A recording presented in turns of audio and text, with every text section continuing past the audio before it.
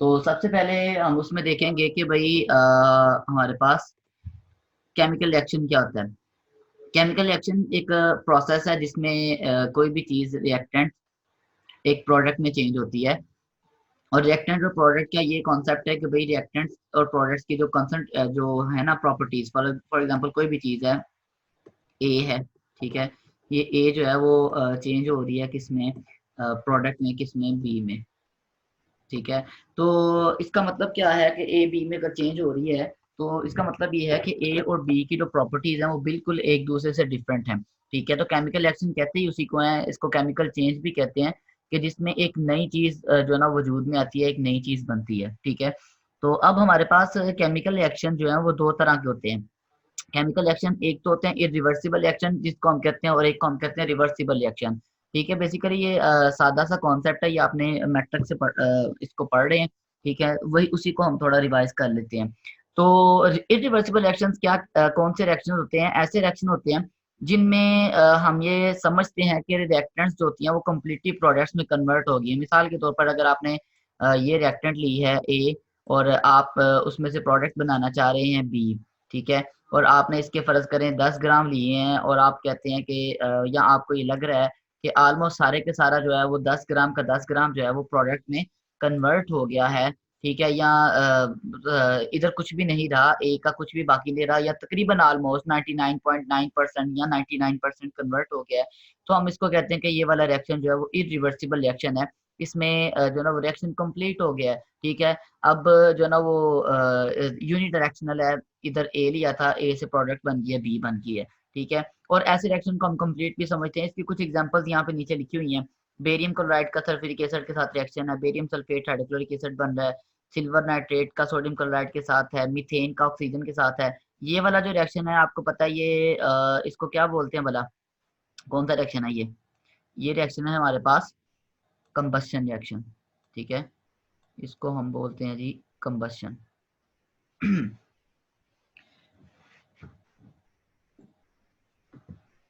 Combustion reaction है जिसको हम आम जुबान में जलने का अमल भी कहते हैं, ठीक है।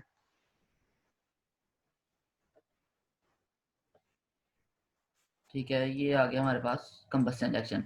तो कंबस्शन रिएक्शन भी इरिवर्सिबल रिएक्शन होता है, ठीक है, जिसमें कार्बन डाइऑक्साइड और वाटर जो है वो प्रोडक्ट के तौर पे हमें मिलते हैं हमेशा, ठीक है। और उसके अलावा आप देख लें कि ये सोडियम हाइड्रोक्साइड और HCl का रिएक्शन है, एसिड बेस रिएक्शन है, ये भी कंबस्शन रिएक्शन है। ये जिंक का सल्फ्यूरिक एसिड के साथ रिएक्शन, तो ये सारे रिएक्शंस वो हैं जिनको हम समझते हैं कि ये कंप्लीट रिएक्शंस है। इसमें हम जितनी भी रिएक्टेंट्स लेते हैं वो सारी की सारी प्रोडक्ट्स में कन्वर्ट हो जाती है, ठीक है।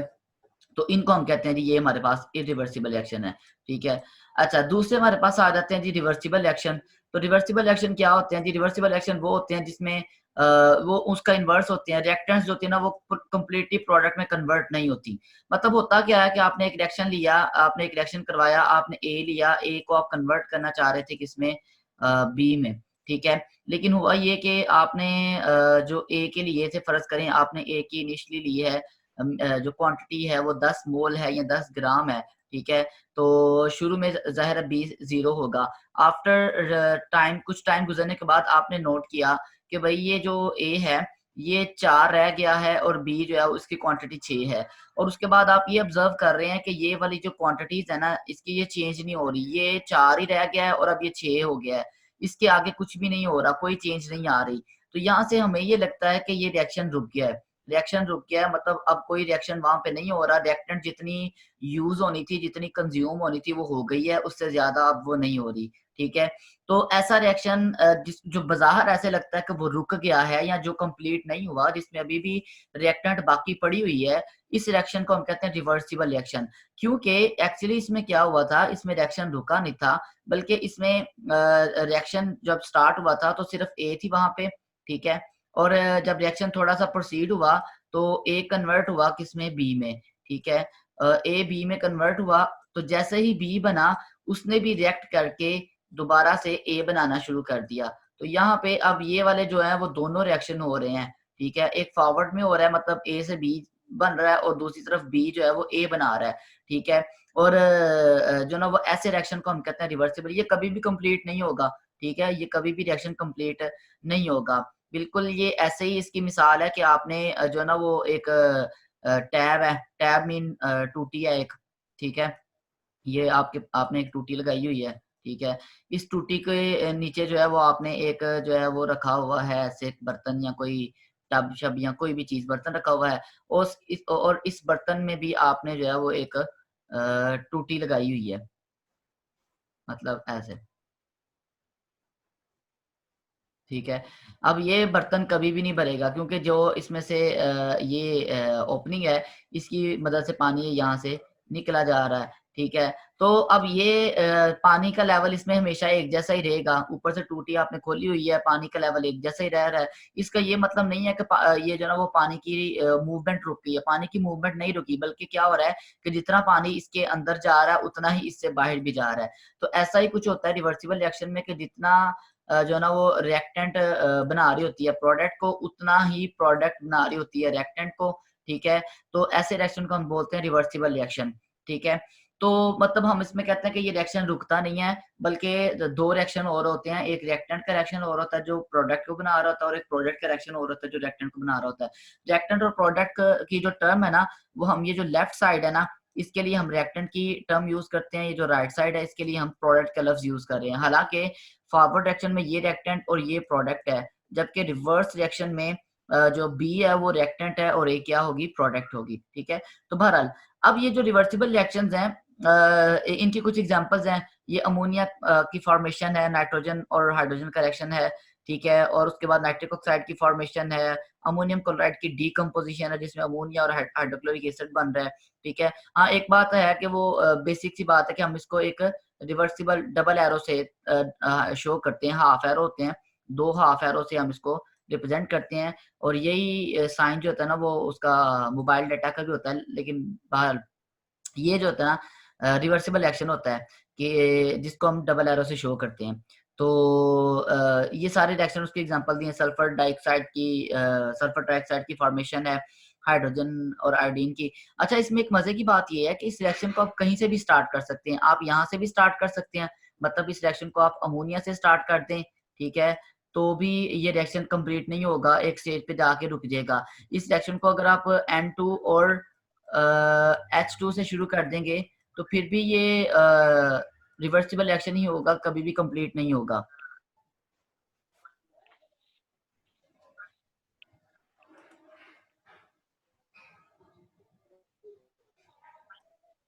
किंजल अपना माइक बंद कीजिएगा। अच्छा, तो ये रिवर्सिबल रिएक्शंस हैं, इनकी कुछ एग्जांपल्स दी हुई हैं। अच्छा मैं एक बात अब करने लगा था कि भाई दुनिया के अंदर ये जो हमने तो एक टर्म पढ़ ली रिवर्सिबल और इरिवर्सिबल में, एक्चुअली क्या होता है कि दुनिया में तकरीबन सारे के सारे रिएक्शन जो होते हैं ना वो रिवर्सिबल होते हैं। बहुत कम, बहुत रेयर ऐसे रिएक्शन है जो इरिवर्सिबल है, ठीक है ना। तो बहुत कम ऐसी चीजें हैं जो इरिवर्सिबल है। अच्छा दूसरी बात, ये जो रिवर्सिबल का लफ्ज हम यूज कर रहे हैं ना, मिसाल के तौर पर पानी है, हाइड्रोजन और ऑक्सीजन ये मिलके पानी बनाते हैं, ठीक है। ये बनाते हैं जी वाटर, H2O, ठीक है। ये एक तरह से कंप्लीट रिएक्शन होता है, ठीक है। लेकिन पानी को तोड़ के हाइड्रोजन और ऑक्सीजन बनाई जा सकती है, पानी को तोड़ के हाइड्रोजन और ऑक्सीजन को दोबारा बनाया जा सकता है, ठीक है, H2 और O2। लेकिन मसला ये है कि इस रिएक्शन की, ये जो रिएक्शन ऊपर वाला है 1 और ये जो नीचे वाला है, इन दोनों की कंडीशंस डिफरेंट है, ठीक है। ये किसी और कंडीशन में होता है ऊपर वाला, और ये नीचे वाला किसी और कंडीशन में होता है, ठीक है। तो ऐसे रिएक्शन को हम रिवर्सिबल नहीं कहते। रिवर्सिबल रिएक्शन वो होता है जो अंडर सिमिलर कंडीशंस जो है ना वो फॉरवर्ड और रिवर्स में जा रहा होता है। मतलब ये देखें यहाँ पे जो रिएक्शन हो रहा है N2 और H2 का, उसी कंडीशन में रिएक्शन हो रहा है अमोनिया का, ठीक है। ये इसको अमोनिया को बना रहे हैं दोनों मिलके, और अमोनिया इन दोनों को बना रही है अंडर सिमिलर कंडीशंस। ये बड़ी जरूरी चीज है कि जब हम रिवर्सिबल रिएक्शन को डिफाइन करते हैं तो उसमें ये चीज बताना बड़ी जरूरी है कि भाई वो रिएक्शन सिमिलर कंडीशन में रिवर्सिबल होता है, ठीक है। कि ये नहीं कि हम उसको किसी और रूट से किसी और तरीके से हम उसको रिवर्स कर लें, नहीं। अंडर सिमिलर कंडीशन जो चीज रिवर्स करेगी, मतलब जो रिएक्टेंट्स प्रोडक्ट्स बनाएगी और प्रोडक्ट्स रिएक्टेंट्स बनाएंगी, ऐसे रिएक्शन के लिए हम रिवर्सिबल रिएक्शन का वर्ड जो है वो यूज करेंगे, ठीक है। तो उसके लिए सिमिलर कंडीशंस का होना बड़ा जरूरी है, ठीक है। डिफरेंट कंडीशंस में जो है वो हम उसको कर तो सकते हैं, लेकिन उसको फिर हम रिवर्सिबल रिएक्शन नहीं कह सकते। तो रिवर्सिबल के लिए जो चीज जरूरी है वो क्या है, सिमिलर कंडीशंस, ठीक है ना। सेम कंडीशन में वो जो है वो चीज जो है वो रिवर्स जाए, बैक चली जाए, ठीक है। तो ये कुछ ऐसी डायग्राम्स हैं, ये बेसिकली केमिकल रिएक्शन, यहाँ पे तो ठीक है हम केमिकल रिएक्शन कह सकते हैं। जो आप ऑमलेट बनाते हैं उसको आप रिवर्स नहीं कर सकते, ये रिवर्सिबल रिएक्शन होता है, ठीक है। लेकिन ये एक फिजिकल फिनोमिना यहाँ पे दिया हुआ है कि आप बाजार से कुल्फी लेके आए लेकिन आपका दिल नहीं कर रहा खाने को, तो आपने उसको मेल्ट करके तो रख लिया है, या पड़ी पड़ी मेल्ट हो गई है, तो आपने दोबारा उसको फिर फ्रीजर में रख के तो उसको फ्रीज कर लिया, ठीक है। तो ये भी बेसिकली रिवर्सिबल की एग्जांपल तो नहीं आती, क्योंकि एक तो ये फिजिकल फिनोमेना है, दूसरा ये है कि इसकी कंडीशन सेम नहीं है, लेकिन बहरहाल समझने के लिए कि ये एक रिवर्सिबल चीज है, इसको रिवर्स किया जा सकता है, ठीक है। एनी हाउ, तो ये एक सादा सी डेफिनेशन, एक सादा सी डिस्क्रिप्शन थी रिवर्सिबल और इरिवर्सिबल एक्शन के हवाले से। इसमें किसी किस्म का कोई प्रॉब्लम हो तो पूछ लें। अच्छा जी, उसके बाद नेक्स्ट हम चलते हैं, रेट ऑफ रिएक्शन क्या होता है। देखें, रेट का लफ्ज जहाँ पे भी आता है ना, रेट, आमतौर पे तो रेट का लफ्ज हम कीमत की मानों में लेते हैं। साइंटिफिक राइटिंग्स में, फिजिक्स में, केमिस्ट्री में, जहाँ पे भी रेट का वर्ड यूज होता है ना, वहां पे उससे मुराद होती है स्पीड, ठीक है। उससे मुराद होती है उसकी रफ्तार या स्पीड, या टाइम के हिसाब से उसमें क्या चेंज आ रहा है with the passage of time. Speed होती ही with the passage of time है कि कितनी जल्दी हो रहा है, कितना टाइम। स्पीड का जो लफ्ज है वो है ही टाइम से रिलेटेड, ठीक है ना। कि भाई कोई चीज कितनी जल्दी, फर्ज करें हम गाड़ी की स्पीड की बात करते हैं, तो उसमें भी यही होता है कि कितनी कितनी जल्दी पहुंचती है या कितनी लेट पहुंचती है। तो किसी भी चीज की जो स्पीड है या जो रेट है, उसका ताल्लुक टाइम के साथ होता है, ठीक है। तो रेट ऑफ रिएक्शन बेसिकली क्या होता है, change in the concentration of reactants और products with respect to time is called rate of reaction. मतलब जो रेट ऑफ रिएक्शन है, किसी रिएक्शन का रेट, उसके लिए हमारे पास सिंपल सा एक है सोल्यूशन कि हम उसमें स्टडी करते हैं डी ऑफ कंसंट्रेशन, ठीक है।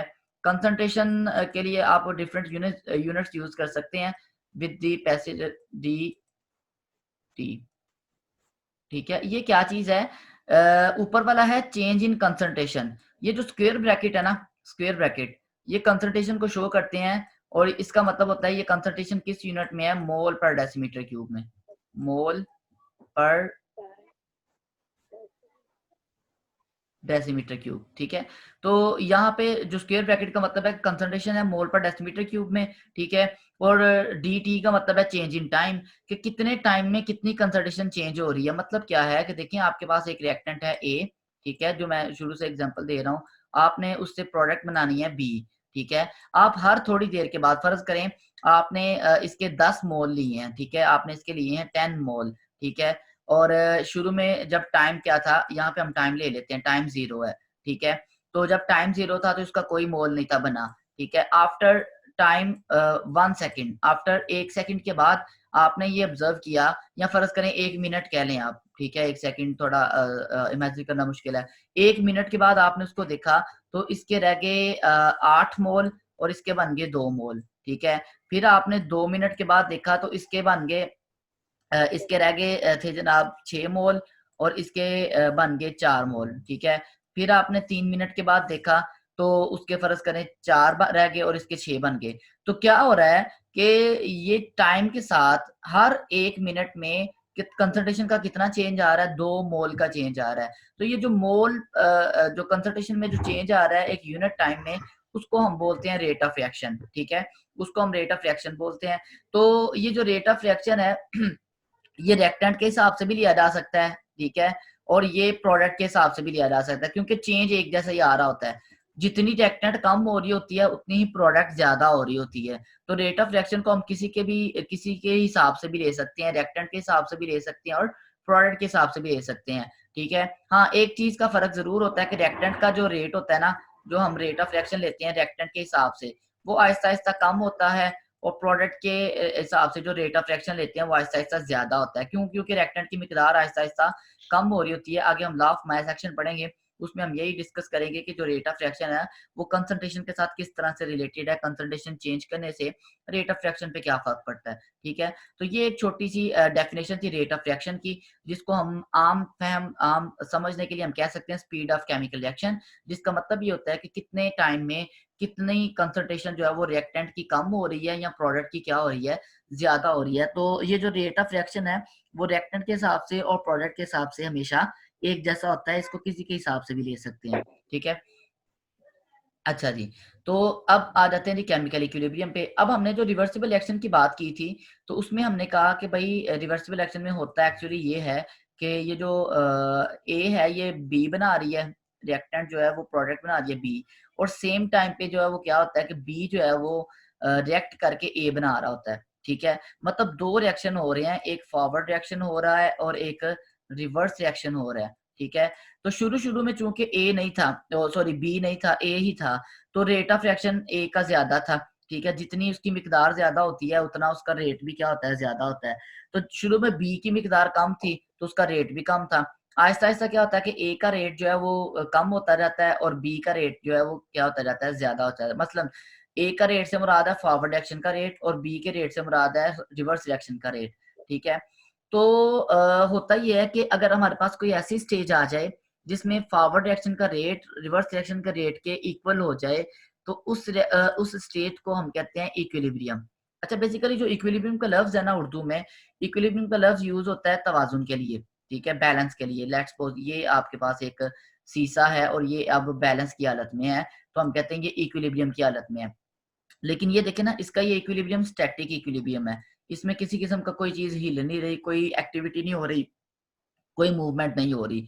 लेकिन जो इक्विलिब्रियम होता है जो इक्विलिब्रियम होता है उसका केमिकल इक्विलिब्रियम जिसको हम कहते हैं, तो केमिकल इक्विलिब्रियम में बेसिकली क्या होता है कि एक आपके पास रिएक्टेंट है ए और आपके पास प्रोडक्ट है बी।